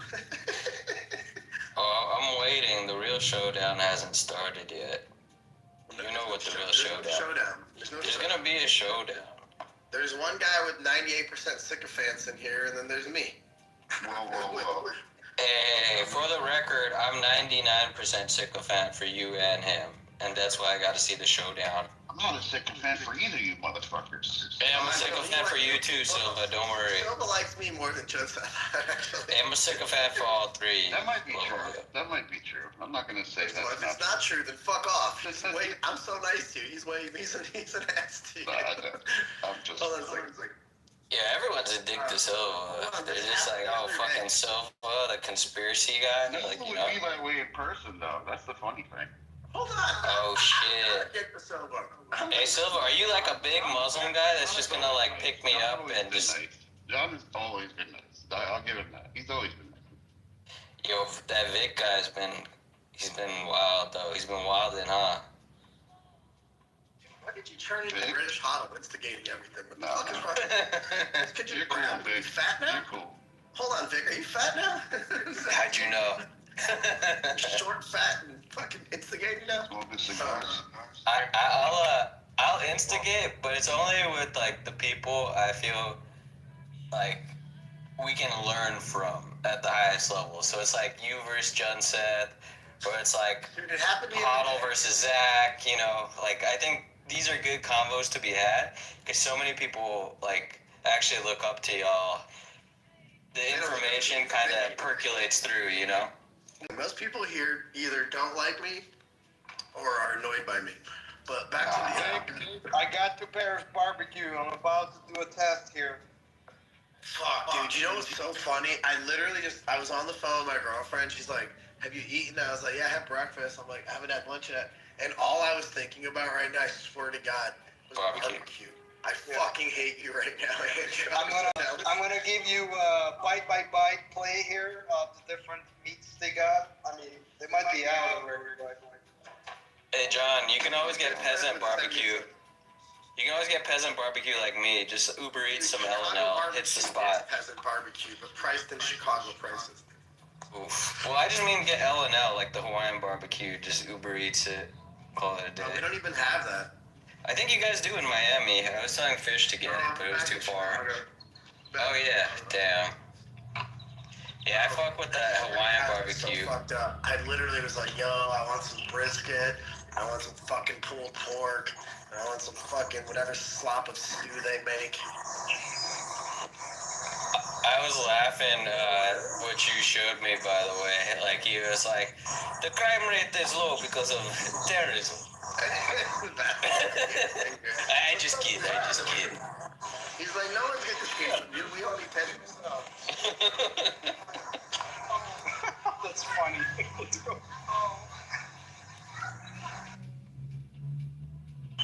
Vic, I have to come back. It's sold out. Oh, damn. Is it like far from you? Like, how far is it? Where is it? Celebrating too early. East Austin. Oh, this is a good actually. Yeah, that is. No, I'm gonna go find another barbecue. Mickleway barbecue. Just try to buy some from someone that's already sitting down, Andrew. Oh, no. Yeah, Andrew, I was hearing these talks about how, like, if 30K falls out of the wallet, it's not a big deal. I'm pretty sure you could get some food there.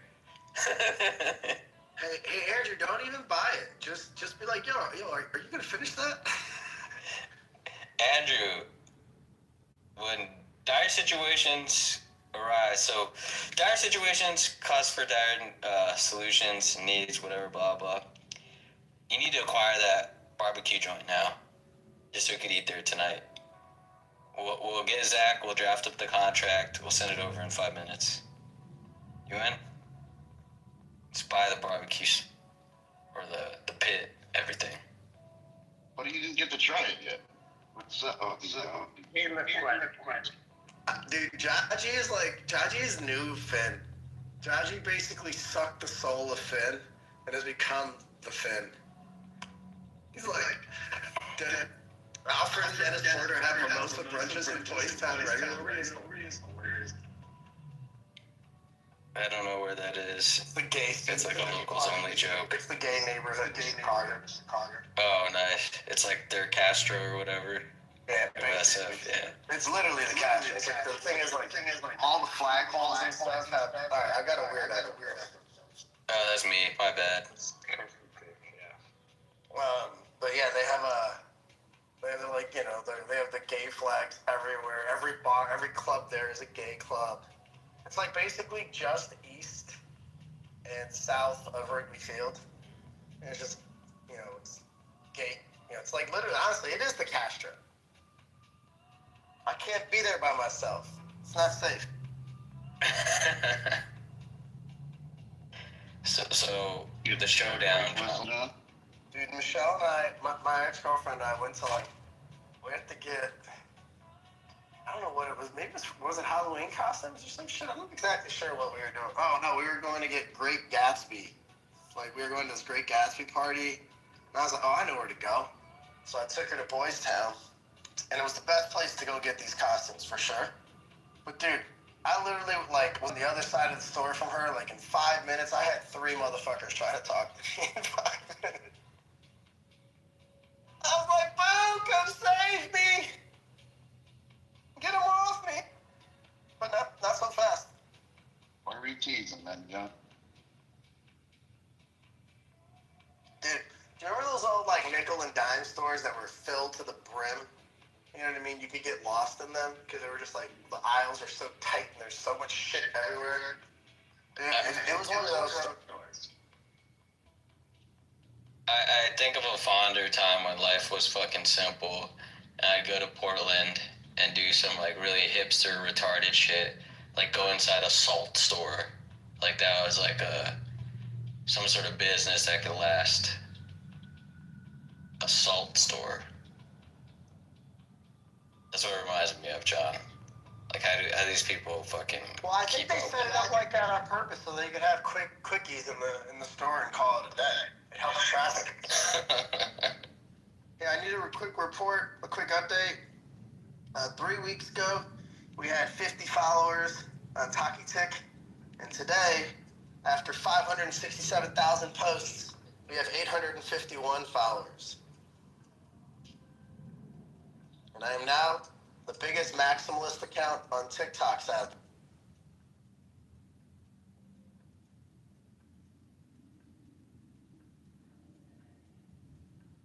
We only got, That's pretty crazy. Why is that?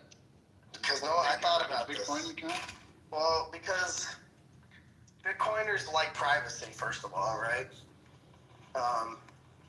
So there's that.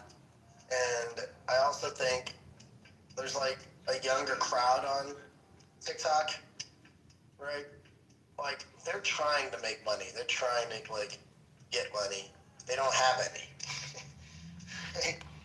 And so I think that's part of it. And then I also just think, like, it's a great place to go scam, So, like, I don't know. I think those are probably the most primary things. But I think the Chinese spyware, stupid shit, is part of it. But it's like, you're on all the, like, you don't think China's got your shit in Twitter and fucking Facebook and fucking Instagram and fucking whatever other stupid shit you've ever been on, 4chan and Reddit. And it's like, you're all over the internet, my guy.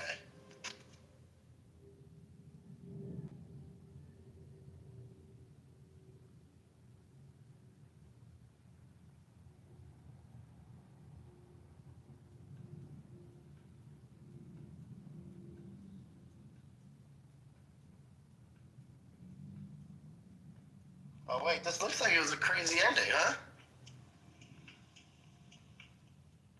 Bass? Kay? Thank you. I love Habibi. I love you too, Bass K. But this looks nuts. And I'll be back.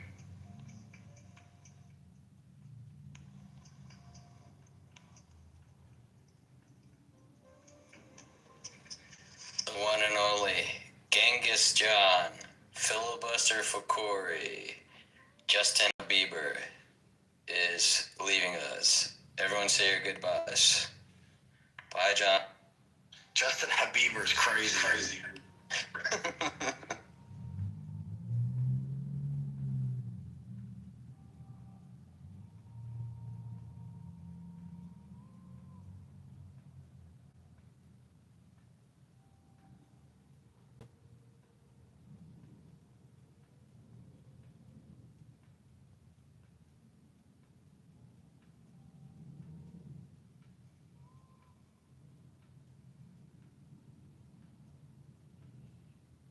John, you will have a showdown, by the way, and I'm patiently waiting.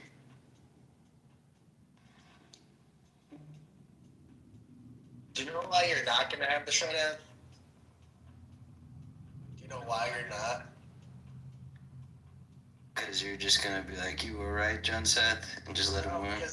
Because you guys want to convince me, not you, but you guys in general, want to convince me of a far less pragmatic conclusion than the one that I've come to. What if the evidence comes around to prove it, though? Prove what? That a bunch of idiots, I didn't watch a bunch of idiots break windows and chase cops and push them over? That it was not that, like, the majority of it. Hold on, I want to make sure it's clear. Jensen's last, when we leave off, is Jensen said the only people that committed violence, all the people that committed violence got shot. Wait, today or, like, the last time? The last 20 times. Everybody. I wasn't here today. If you guys talked about it today. There hasn't been a single conversation today. Okay. The conclusion is, anybody that committed violence, they got pushed, they got shot in the face first. This isn't 100% of them. I mean, some people may have gotten shot in the face. I think his whole thing is it was a nothing burger, and he wants you to realize that. It was his guy. But these are the same people that are literally, these are the same people that talk to me about $400,000 Burisma deal. And meanwhile, Barron has made two. Melania had the fucking shitcoin. Okay? Like, I don't want to hear about it anymore. I don't want to hear about it. Don't talk to me about it. Listen, I don't like, when I came in and they said, hey, they're pardoning Hunter Biden for 55 fucking years into the future and in the past, and in the fucking 16th dimension and on Mars. I was like, man, that's so fucked up. That's so corrupt. What the fuck? That's so shitty. And then people would be like, yeah, but Trump's openly corrupt. He's good corrupt. He's funny corrupt, and we like it. So we Trump. Trump. He's so sexy. Well, I don't like it, but I'm not a Trump second. But yeah, you know what I'm saying. I can't go through everybody. I can't go one by one. Just the general notion. I would posit to you though, from the end of November or whatever, the beginning of November, whenever the election was last year, right, till now, I think more people have come along to my side of my view of Trump. They still love him and they still hate, but their excuse is, hey, it's better than Kamala, which I agree. But it doesn't mean you're better than Kamala. It's like being like, yo, you're better than your son at basketball. You could probably beat Michael Jordan. It's like, no, you can't. You can't do it. It's like, he sucks. He just sucks. I wish he didn't suck. I don't want him to suck. I'm not like, oh my God, please don't stop sucking. No, I don't. Don't they all suck though? But that's I know, but I say that. No, hold on. Trying to compare his level of corruption is just not fair. It's because I'm not comparing. I'm saying they all suck. Like, yeah, and I'm consistent about that. I am so consistent about that. Like, well, so people like, but look at Nancy, whatever, and I'm like, yeah, fuck her too. She's a fucking corrupt piece of shit. Hey, John, you're consistently left, and Silver, you're consistently conspiracy. My conspiracy is that Trump doesn't suck, and he's just secretly trying to But it's not even conspiracy. It's fucking blatantly obvious. Like, I've never said anything conspiratorial on here. That's actually the funny part, Silva. It's just like, I think you got that rap because like people take like pot shots at you when there's like no one else to take it. And like you're like an easy person to single out. Like I remember fucking Junset has done it to you, Zach has done it to you, Hoddle does it to you. Like I do it to you out of fun, just because everyone does it now. I'm just like, oh, you fucking conspiracy theorists and shit. But like I like trying to parody it. I'm just not. It's just like I'm not down with the status quo, so that needs to be conspiracy. Yeah, exactly. I guess that's it. Well, I mean, it's just like it's not like a single thing. Right, it's like a lot of things you're just like, nah, we can't really, no, for real, and they don't like feeling that way. It's just like, what, you don't accept it, and you're like, the funny thing, I don't know. Coddles called me leftist, and I'm probably more extreme right than most people here, but extreme right in the sense of not in the sense of people know the extreme right. You know what I'm saying? Like it's not the same thing. The extreme right that you see online is like. Correct. Like a cartoon version. Yeah, it's like a caricature of like some like fake Nazi like uprising. Yeah. So like it's funny he called me left. I'm just like, what? Like, okay, whatever. I don't give a fuck. You want to call me a lefty, but that's retarded. I'm liking how the factions have split up. I feel like it's Junset and Andrew. Otto's in his own camp. I'd say Dave and you and Mohan. Habibi is, I think he's like exiled. He's all on his own. I don't really know anyone in his camp. He's like actually a lone leftist. Maybe Dr. Patrick. Yeah, Dr. Patrick's with Habibi, but Dr. Patrick bounced. So Habibi's hold down the fort. Yeah, we seen Patrick in a while. Let me ask you this. You guys literally think that, like, when you guys, like, talk about me, and I think badly or poorly, but just in general. Yeah, you're a fucking Democrat that pays more taxes than all of us. You guys actually believe I'm some liberal? Like no, of course not. No, I think everyone has this weird feeling of who is a libtard or who is, like, some conservative idiot, and it's based on, like, where we live. And those spectrums, right? I think I'm super. Where you live, yeah. Exactly. Where you live, you're fucking conservative, right? I think I am, like, if I was born, if, like, we were in the 1980s and Reagan was president or some shit, I probably would be, like, the most fucking conservative person here. I'm saying like for a Chicago person, you are For conservative, Chicago right? and Miami. Like I think that's pretty clear. I go to California. I'm basically the right. Exactly. The funny thing is, Reagan was neoliberal. He wasn't even conservative. But he gets branded as a conservative. For 35 years, all I heard about was a Reagan Republican, a Reagan Republican, a Reagan Republican. And then that's a reason. There's a reason why there's. And then Trump came along, and all of a sudden Reagan sucks. That's pretty funny. Fuck. My dad What was the a huge. fuck? My It dad wasn't was like a huge slow Reagan. turn. My It dad was was a a fucking huge drift. Like I motherfuckers wasn't- drifting. I wasn't trying to say good or bad. I was just saying like. No, not good or bad. They just his policies are neoliberal. I know, but here's the point. That was the whole thing. Like, fucking George Bush raised taxes. Right. And he gave us a dividend. If you go listen to debates from like the early 90s, nobody talks about like the things that we talk about now. They argue about like the size of government and like what we should do with Social Security. But mostly it's like, should we strengthen it? Now, I'm not a big fan of the Social Security, okay? No. But go listen to the conversations. Somebody go watch a debate between Clinton and George Bush in 1991. I watched them. Who said was the one that sounded the most sane out of all of them? I fucked with Ross Perot, man. The further away we get from Ross Perot, the more I fuck with Ross Perot. I need to hear you breaking up. Ron Paul, Ross Perot, Theodore Roosevelt. These are all the greatest. I like his cousin, the guy in the wheelchair, but only because he was fucking all those bitches from a wheelchair. That's respect. Damn, bro. Dude, imagine being so ugly that your husband who's in a wheelchair is fucking other bitches. He took her for a spin. Hey.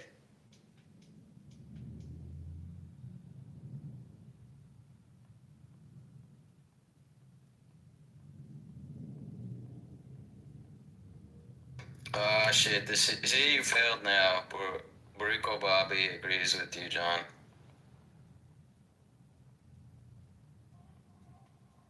Hey, speaking of, oh no, actually, never mind. Let me just shut. No, you get your beef going, Richard. What did Barico Bobby do to you? Why don't you like him anymore? Africans have the biggest asses of all time. I saw it like, there was this one time I was driving like fucking 15 years ago. I was driving down the street and I saw an African, like a black woman walking, like a young black woman walking across the street. She was real skinny. She had a big ass. And then, like there was another time, 5 years before that, and she had no ass. And I was like, oh my god, you poor little girl. Like BBL squats. No, dude, no.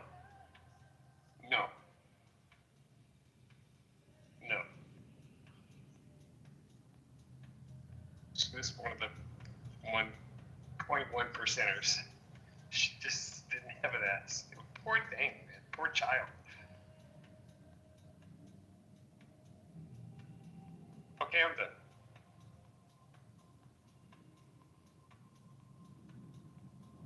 Alright, Habibi, I'm gonna go lift. I've just been chilling up talking to you guys. I gotta get to the gym soon. Later, guys.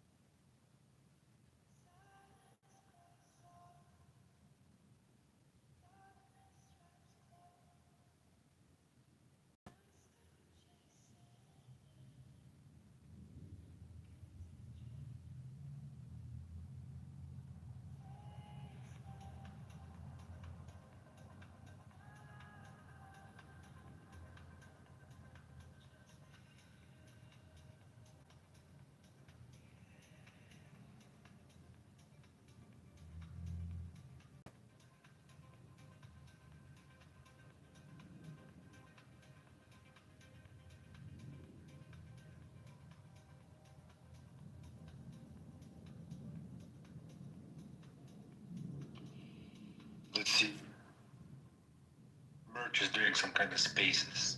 Let me see. He's going to talk about. Oh, he is? Alright, I'll check it out.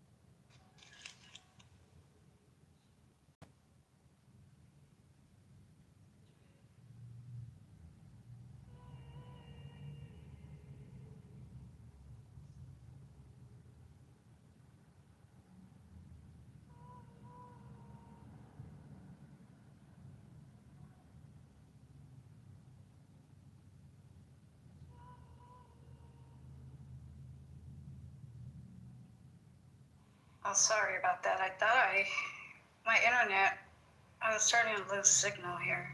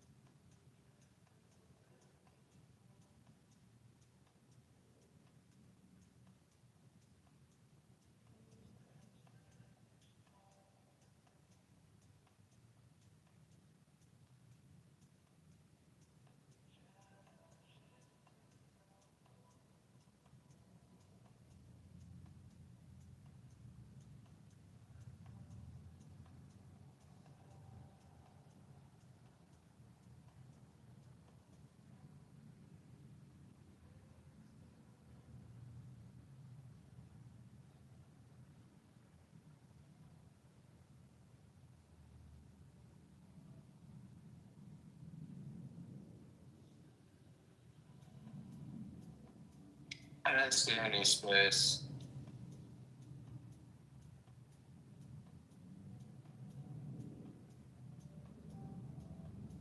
Did you hear me, Quartet? I said I didn't see any spaces.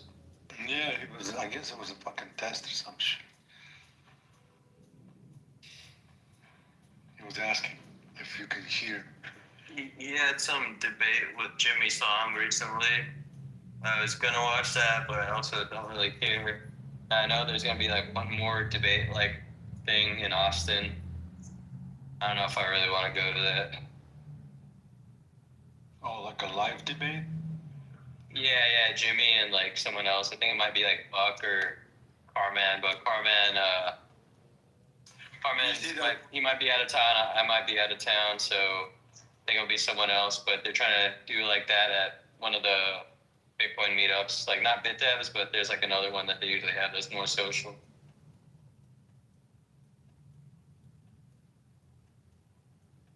Who is this Darfon up on, what's his name? Who? That guy who proposed that reduced data bullshit. Reduced data, who says? I don't know. Which guy? The BIP 444 guy who wrote the BIP. I don't know. Like if you say his name, I might know, but I don't know. It's off my head. Daton Van Form or some shit like that. The name he uses. Yeah, I don't know. I thought you were saying DeRosier, which is like, you know, Anfon point so.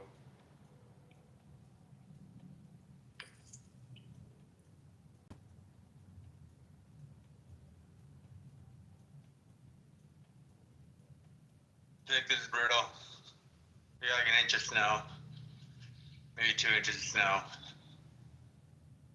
It's cold. Don't you go just smoke some weed and chill out? I was like, let's chill. Picking up the girlfriend from the airport in a couple hours. Oh, she's back. Yeah. So let's Clubhouse. Oh, shit.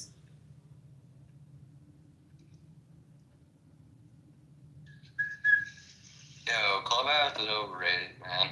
Keep making money through your e-commerce stuff. It's awesome. I find it's distracting, or I don't know. I enjoy just hanging out. Like it's fun. If you're by yourself, it's great background. Distraction.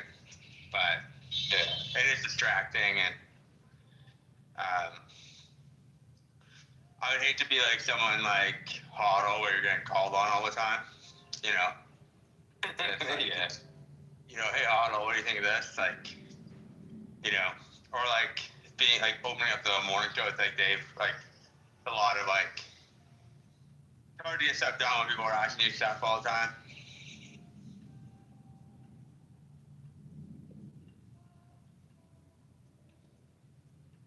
I've successfully stepped down. Now I got Cortic, who answers all the questions in my place. He's the lead authority on everything technical. Right, Cortic?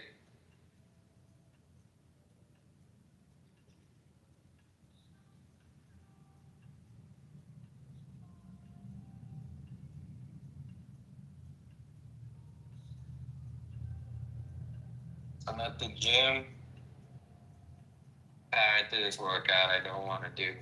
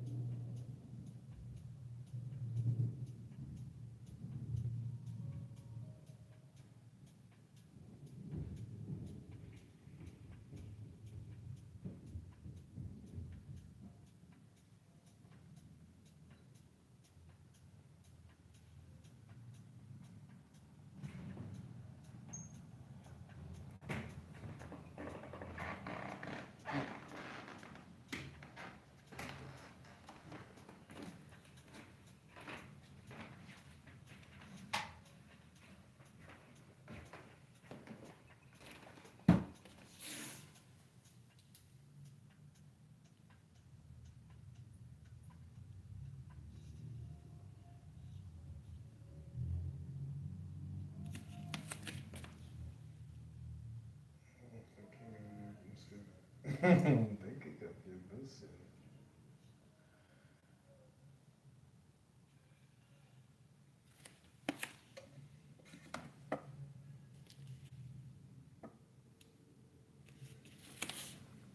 John said. How's your weekend going?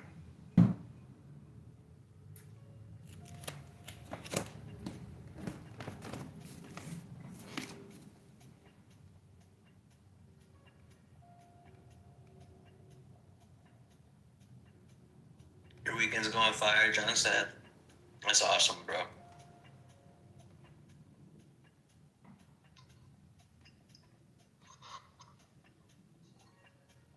What'd you say, Vic?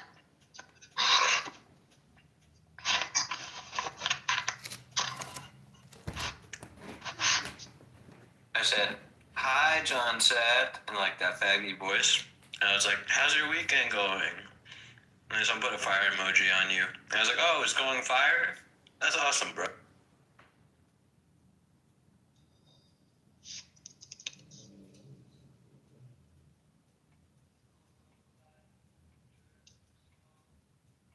I told John he's going to have a showdown with you, but he thinks it's not going to happen. I was like, you don't think even if evidence changes?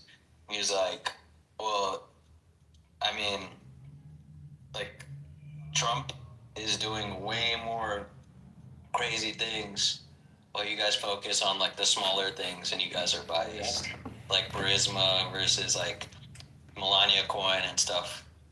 So, I was like, oh, okay, like, yeah, we'll see, but I was like, but I'm telling you, I think there's going to be a showdown, and I'm here for it because I think everyone will learn from it. He's like, there's not going to be any showdown. I'm like, even if the evidence changes? He's like, yeah, there's still retards that went there and did all that. Like, Johnson. Yeah. We have to change the pipes that it froze. Like, to fix a pipe because it's clogged is thousands of dollars. Nigga, like, if you could just get a bidet and then lower the rate of clogged pipes by like 80. I was literally right up the street from the 01 precinct. I'm telling you about me. I was right up the street from the 01 precinct. Right down the street. Okay, my place is with the dub. Like, what do you say? Go one at a time, please. I mean, at this point, this part of the conversation is done. This is stupid. That's done. Brian, nobody is Brian, you said the Democrats, let me ask you a quick question. You said the Democrats dumped the illegals into Atlanta. What Democrats were you speaking about? Not innocent. He's not innocent. Yeah, exactly. He's not innocent. Of course he's innocent. He's not innocent because he's not able to prove himself. Posthumously being exonerated. So if he was innocent, they would do that, right? For you to be guilty, they have to find you guilty in court. Yes, he wasn't found guilty, but he was also not found discharged.